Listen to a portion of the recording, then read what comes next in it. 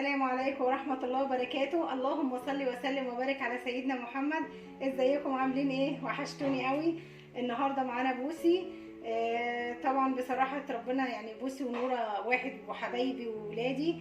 هي طبعا ان شاء الله دعولها كده خلاص هتخش اهي قريب، خلاص مفاضلش الا شهر.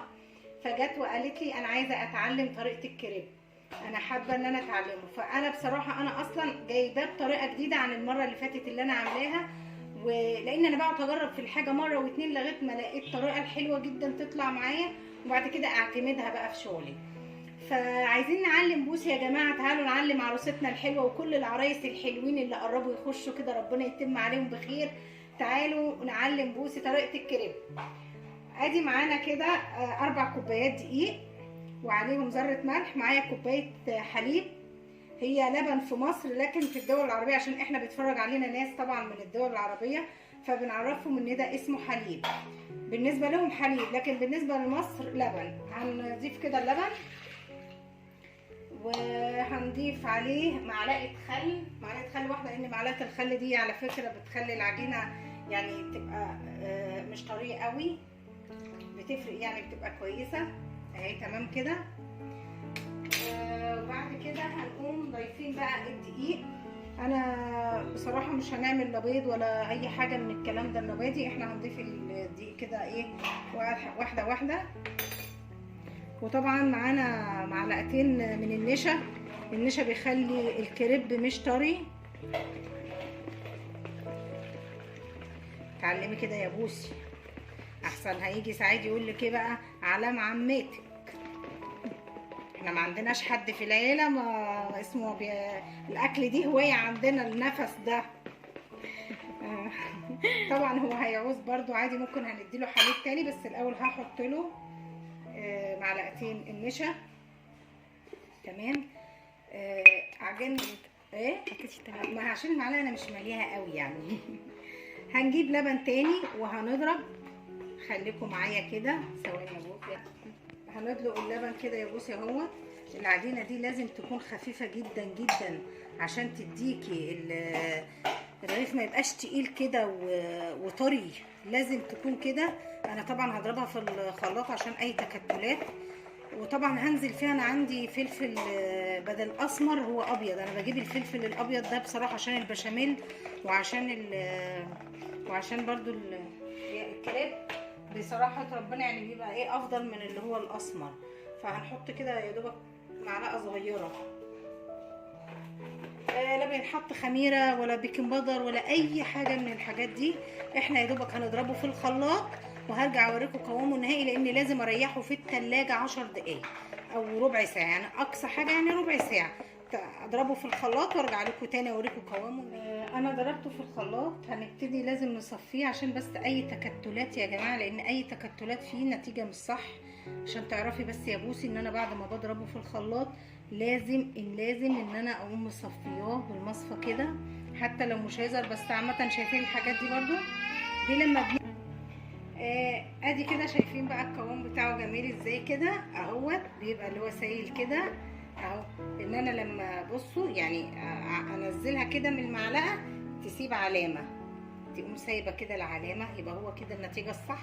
هنبتدي نحطه في التلاجة ربع ساعه ونرجع تاني مع بعض نشوف الحشوات ونشوف هنعمل ايه مع بعض.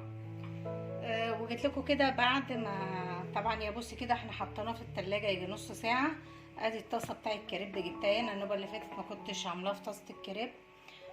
النار متوسطه، بس لازم الطاسه ما تكونش سخنه، لما نحطه ما تكونش سخنه. فطبعا انا ايه هاجي كده هحط كده اي حاجه، كوبايه عندك اي حاجه، انا باخد بالويم اهو، ونقوم ايه لفينها اللفه دي كده اهي.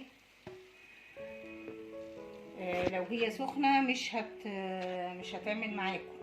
هي كده قبل ما نقلبها شايفين بتبتدي الاحراف زي ما انتم شايفين كده، تبتدي الاحراف تسيب. اول ما الاحراف بتسيب هنبتدي ايه نقلبها، بس هنستنى شويه عليها كده تاني اهي، بس عشان تبتدي تستوي حلو.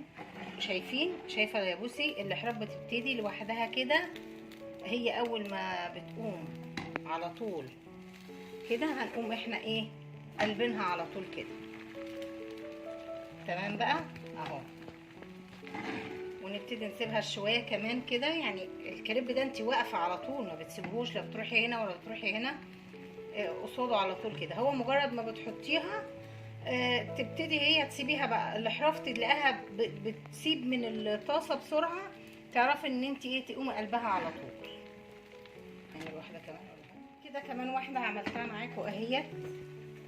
قلبتها زي ما انتم شايفين. اول ما الحرف على طول يسيب. على فكره بالمناسبه يا جماعه، في عصايه دلوقتي بتبقى للكريب، بتبقى سهل جدا في توسيع الكريب في الطاسه، بدل ما تعمل معانا خيوط كده. ورخيصه على فكره، هي ب5 جنيه.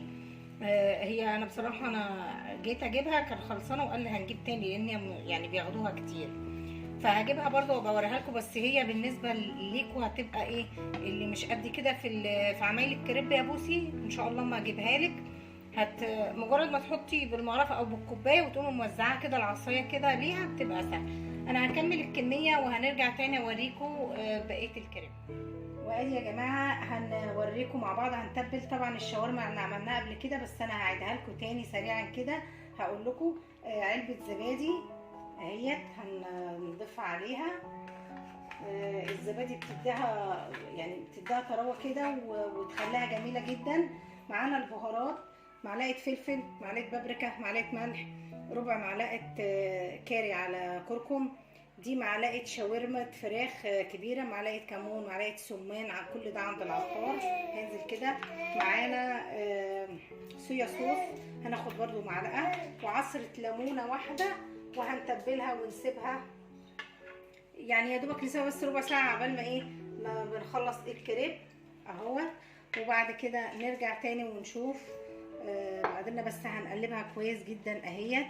انا بس حبيت اوريها لكم تاني، يمكن تكونوا نسيتوا او اي حاجه، او بنات مستجدين بيتفرجوا برضو يبقوا عارفين احنا عملنا ايه. هي كده بتديها كل الحاجات دي بتديها طعم جدا وتبقى جميله جدا جدا. فهنركنها في التلاجة ونكمل مع بعض كده. حاجه كام ساعه؟ هي يا دوبك ربع ساعه بس، يعني يا دوبك بس ربع ساعه وخلاص على كده. انا معاكم كده بقى هنعمل الشاورما. يعني انا ماشيه معاكم خطوه بخطوه عشان بوسي، لان هي طالبه مني انها تتعلموا. احنا حطينا حته سمنه كده ومعلقه زيت، والشاورما طبعا في التلاجة لازم. ده الحشو بتاع الكريب. ايوه طبعا، ما هو احنا هنعمل شاورما وهنعمل بطاطس ومعاهم ميكس جبن، ده ان شاء الله الحشو. طبعا احنا يا جماعه الكريب لما اخلصه طبعا عشان انا شغاله فيه هنحطه، لازم نحطه في التلاجة. والتركه دي لازم جدا ان احنا نحطه في التلاجة نص ساعه عشان يبقى ناشف معانا وكويس. فانا هجيب انا بس اهم حاجه في الشاورما لازم السمنه او الزيت يقدحوا، عشان اما انزل الشاورما تاخد صدمه تقوم ايه تبتدي تنزل الميه وتشربها مع بعضها. انا عايزه اديها صدمه، يعني عايزه شوفوا سخن الزيت او السمنه ازاي. هنبتدي ننزل احطها كده اهي،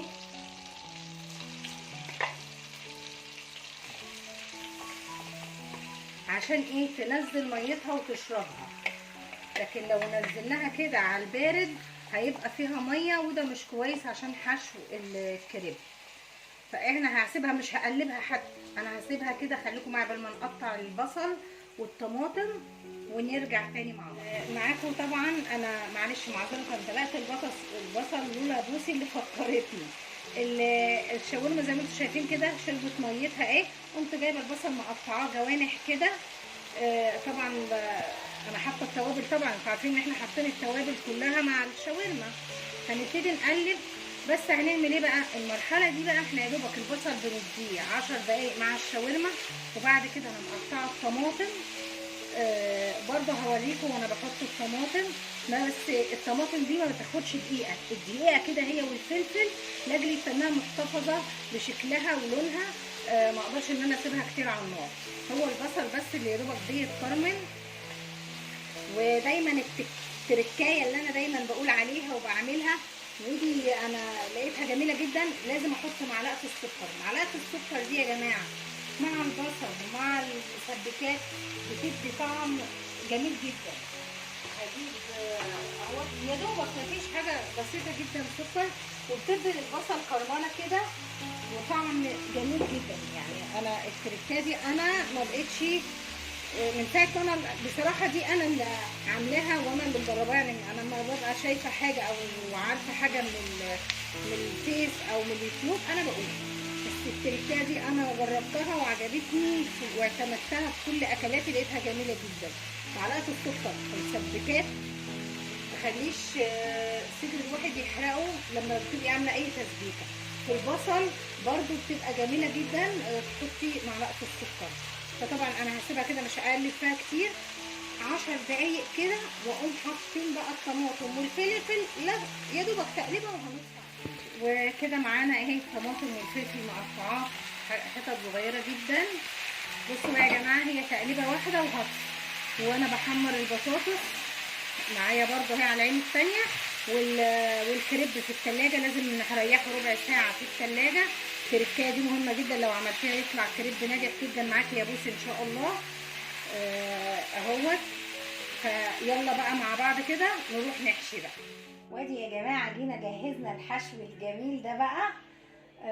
وعايزه اوريكم الكريب اهو بعد ما عملناه ودخلناه الثلاجه. شايفين اهو، شايفه يا بوسي اهو ما شاء الله عليه جميل. بصي ازاي اهو جميل جدا اهو، شايفين اهوت.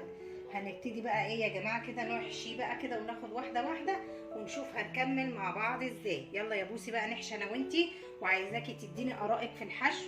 احنا عملناه بس لازم يكون لك اراء برضو في الحشو. يلا تعالوا بقى الاول نحشي الشاورما. ماشي يا بوسي؟ طيب هنجيب الاول كده، انا الشاورما هاخدها بالمعلقه، بس الجبنه اللي هجيبها ايه بايديا كده. ده ميكس جبن يا جماعه اهو، ده ميكس جبن بيدي موزاريلا كده، بيبقى شكله جميل جدا. ونبتدي ناخد بالشاورما كده اهو. ثواني بقى اهو مع بعض كده. قولي لي يا بوسي عايزين الحشو ده بيبقى اختياري وراء، انا عايزاكي تقولي لي هنعمل ايه. طيب نحط ايه بقى يا بوسي؟ قولي لي كده. الخيار الاول. ماشي نحط شويه خيار كده مخلل. الخيار ده يا جماعه بيبقى جميل جدا جدا جدا. ندي ومعاه شويه زيتون كده، ولا نخلي في الاخر؟ نخلي في الاخر. نحط شريحتين كده طماطم. تمام. والفلفل احنا عايزين نعمله زي اللي هي كلته في الكليه اهو بالظبط. ماشي كفايه كده ولا نحط تاني؟ حطي يلا بس كفايه. نحط من الزيتون طبعا، يا جمال الزيتون يا جمال، واو واو حاجه كده ايه.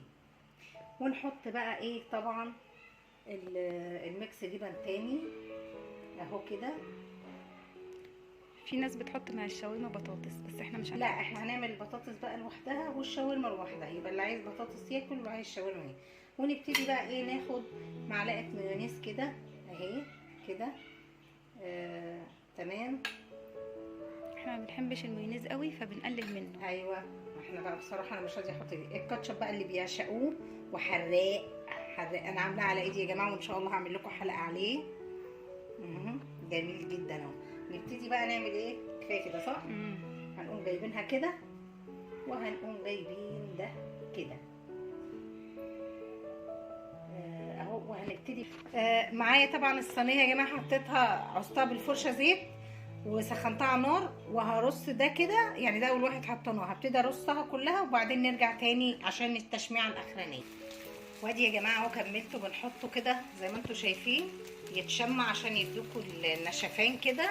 ونبتدي بقى ايه بس بيتحمر شويه ونقلبه، وبعد كده هطلعه واوريكم برده الشكل النهائي. ورجعت لكم بعد ما خلصنا انا وبوسي احلى كريب محلات تحفه تحفه.